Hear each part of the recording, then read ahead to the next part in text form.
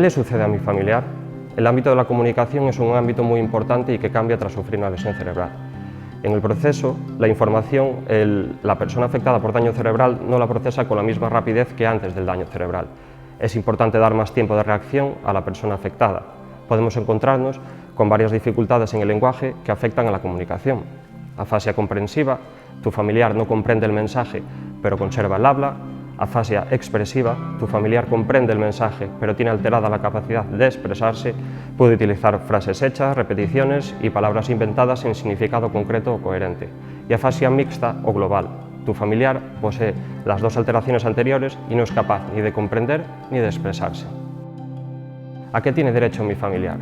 Tiene derecho a una valoración multidisciplinar relativa al campo de la comunicación. Entre otros profesionales podemos destacar el neurólogo, el otorrino, el médico rehabilitador, el nutricionista y el logopeda.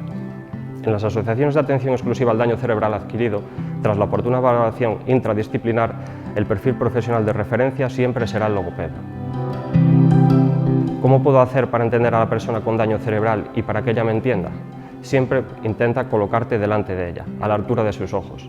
No infantilices tu discurso, tiene daño cerebral pero sigue teniendo la misma edad y hay que seguir tratándola como una persona adulta.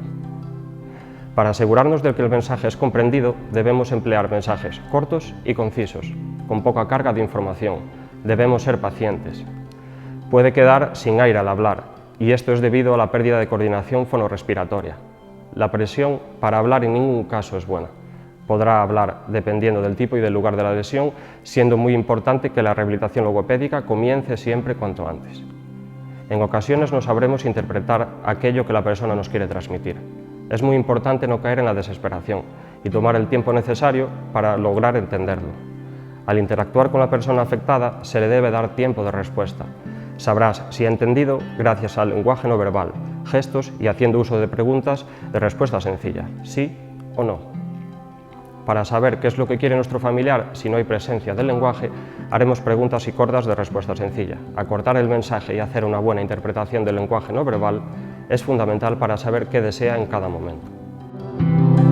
Conoces a tu familiar antes del daño cerebral, sus gustos, sus preferencias, su carácter, y convives con él o con ella. Serás capaz de interpretar lo que quiere decir. El lenguaje no verbal y los gestos se convierten en los primeros días en la única herramienta de comunicación. Cuando no hay ningún tipo de comunicación, hay alternativas de comunicación aunque tu familiar no hable. Se pondrá en marcha un sistema alternativo de comunicación siempre que su estado cognitivo le permita poder utilizarlo. Tenemos que ser conscientes de que después de un daño cerebral hay secuelas que son irrevocables y una de ellas puede ser el lenguaje. Es necesario, cuando es posible, que les des tiempos para ordenar sus ideas y también para responder ordenadamente a todas las cuestiones que le hagas. Inclúyelo, siempre que sea posible, tanto para hablar sobre él o ella, tomar decisiones o gestionar las actividades. No hables de él o ella como si no estuviera presente.